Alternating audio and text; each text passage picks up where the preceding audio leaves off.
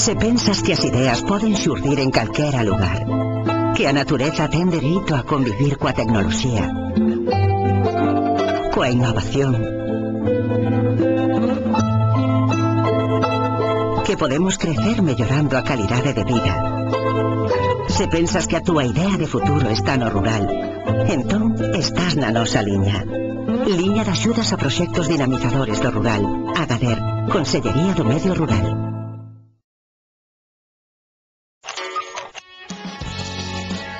Ven a descubrir un mundo novo en Sollería. Sollería Conde, na circunvalación de Cuntis, celebra o seu 15 aniversario. E por eso temos un desconto do 15%. Sollería Conde, restauración e venda de reloxos antigos, fabricación de caixas en madeira, pero tamén ouro, prata, reloxos, agasallos. Sollería Conde, na circunvalación de Cuntis, celebra o seu 15 aniversario. Felicidades. Que el maquillaje no apague tu risa, que el equipaje no lastre tus alas, que el calendario no venga con prisas, que el diccionario detenga las palabras. Boas noites e benvidos unha xornada máis ás novas do día en Estrada Televisión neste xoves 3 de xullo. A Deputación de Pontevedra modificará o proxecto das polémicas beirarrúas de Codeseda. Este contempla a ocupación de terreos cuya titularidade suscitou discrepancias veciñais. Dono asegurou que as obras continuarán nos tramos que non están afectados por estes predios. O alcalde da Estrada, Xosé Antonio Dono, desplazouse á Deputación Provincial de Pontevedra para interesarse pola polémica e dilatada construción das beirarrúas da parroquia estradense de Codeseda. Na sede da institución provincial, o rexedor estradense mantivo unha reunión co vicepresidente primeiro da entidade, o tamén alcalde de Lalín, Xosé Crespo. Segundo explicou Dono, a Deputación realizará un modificado do proxecto que afectará a franxa de terreo acerca de cuya titularidade se suscitaron no seu momento discrepancias veciñais. O máximo mandatario da Estrada subrayou que para actuar sobre estes terreos resulta fundamental dispor deste modificado, xa que no proxecto inicial para esta actuación non se contemplaba a ocupación destes predios. Pola súa banda, Xosé Antonio Dono informou que as obras retomaránse de xeito inmediato nos tramos que non se encontran afectados pola modificación que será preciso acometer no proxecto construtivo. As obras que se poden executaránse canto antes porque non teñen que estar paradas. O xefe do Executivo local indicou que a execución destes traballos é competencia da Deputación, organismo dende o que se informou de que non haberá problemas para continuar os traballos de execución nestes tramos. Dono aproveitou a visita á Deputación Provincial para solicitar a colaboración do organismo provincial nas obras de asfaltado da zona deportiva da localidade. Indicou que esta entidade xa executou no seu momento traballos desta índole na zona, que agora se fan precisos nas inmediacións do campo de fútbol polo deterioro do firme. Onte o Concello Estradense acolleu unha xuntanza da xestora dos GDR, Grupos de Desenvolvemento Rural, e fixaron a data para a celebración da Asamblea que será o 1 de agosto previsiblemente. Bueno, onte ás 9 da noite no salón de plenos do Concello unha reunión da xestora que se creou para optar ás axudas do líder no grupo este de 10 concellos que se formou, que é o 20 entre os concellos de aquí de Tabeiros, Torredemontes e Ullaumia. A verdade é que a creación desta xestora retrasouse bastante, estamos bastante mal de tempo, pero como non había ninguna iniciativa, ao final, pois desde algúns concellos tomouse a iniciativa de poñelo en marcha, porque senón nos temíamos que non se puxese en marcha. Entonces, bueno, desde as antiguas grupos de acción local, tanto de Tabeiros Terrademontes como do Ullaumia, se fixo unha convocatoria ás asociacións que xa estaban en estes grupos e se constituíron todos os que asistiron a esa reunión en xestora, porque senón non se vislumbraba ningún movimiento. Ben, entonces o que, como estábamos moi mal de tempo, pois fixamos a fecha xa para convocar a asamblea. Fixamos un de agosto, porque claro, hai que convocar a todas as asociacións de todo o territorio por carta certificada con acuse de recibo, todas as asociacións que están no listado de Agader. Claro, isto leva un tempo, e logo hai que darlle un tempo a todas as asociacións para que preparen a documentación necesaria para poder estar en esa asamblea. Nesa asamblea tamén hai que elegir esa xunta directiva, e tamén hai que facer un programa que se presentará para optar as axudas LIDER. Por lo tanto, como xa digo, hai 3 meses hasta mediados de setembro, máis ou menos, llevamos moi mal de tempo. Pero, ben, isto é inevitable. Nadie dou o paso de formar a xestora e, ao final, pois, formouse unha xestora, pero, como xa digo, con moi pouco tempo, un espacio de maniobra. Entonces habrá que agilizar os traballos na medida do posible. Os campistas comezan a tomar Sabucedo, que repetirá este ano o Rapabús, gratuito os 3 días da Rapa de ida e volta e en horarios claves. Os integrantes da Asociación Rapa das Bestas encóntranse inmersos nos preparativos de moitas actividades que rodean a tradición que dá sentido á celebración da Rapa. Pola súa banda, dende o Concello Estradense anunciábase onte que este ano volverá a estar operativo o Rapabús, un servizo gratuito de transporte que realizará recorridos nocturnos e diurnos para facilitar a asistencia de público interesado aos curros ou os 2 festivais que este ano encherán a festa de música rock, pop e folk. Dende Rapa das Bestas confirmouse que está previsto que na noite de mañá un autobús realice un viaxe para que os usuarios poidan asistir a unha nova edición do Festival Sons da Rapa. Se irá da Praza da Farola ás 10 da noite e regresará de Sabucedo ás 4 da madrugada. O sábado, agárdase que quenes utilicen este medio de transporte para trasladarse ata Sabucedo podan chegar a tempo para desfrutar da irrupción das bestas na aldea e presenciar o primeiro curro da tempada. O Rapabús sairá da vila ás 4 da tarde e regresará ás 10 da noite. Ademais, ás 10:15 realizará outro viaxe nocturno con regreso previsto para as 5 da madrugada. O domingo este autobús subirá pola mañán ás 10:30 para garantir asistencia ao segundo curro e retornar ás 4 da tarde. Os alumnos do ciclo da Madeira da Estrada e a Escola do Moble compartirán aulas o próximo curso. Os alumnos do ciclo medio de formación profesional de carpintería e os da Escola Ocupacional do Moble promovidos pola Fundación de Exposicións e Congresos da Estrada co apoio económico da Consellería de Traballo compartirán aulas o próximo curso escolar. Dende a implantación na Estrada do ciclo medio de carpintería, a Fundación de Exposicións e Congresos cedeu sempre as súas instalacións á educación para o desenrolo das clases prácticas.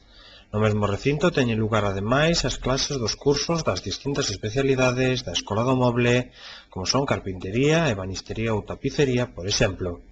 O ano pasado, a coincidencia de ambas as clases no mesmo recinto xerou enfrontamentos polo uso das aulas e da maquinaria.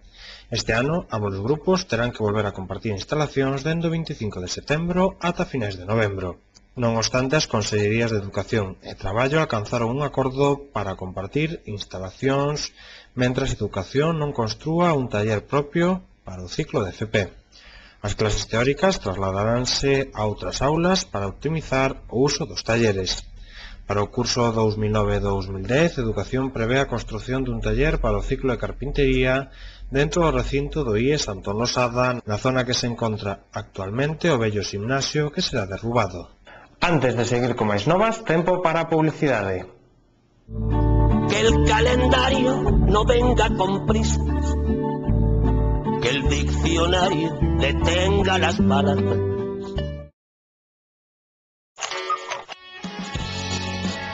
Ven a descubrir un mundo novo en Sollería. Sollería Conde, na circunvalación de Cuntis, celebra o seu 15 aniversario. E por eso temos un desconto do 15%. Sollería Conde, restauración e venda de reloxos antigos, fabricación de caixas en madeira, pero tamén ouro, prata, reloxos, agasallos.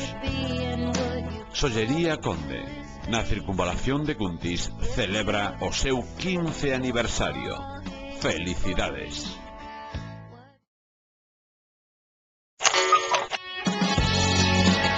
Ven a descubrir un mundo novo en sollería. Sollería Conde, na circunvalación de Cuntis, celebra o seu 15 aniversario.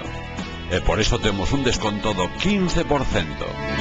Sollería Conde, restauración e venda de reloxos antigos, fabricación de caixas en madeira, pero tamén ouro, prata, reloxos, agasallos. Sollería Conde, na circunvalación de Cuntis, celebra o seu 15 aniversario. Felicidades!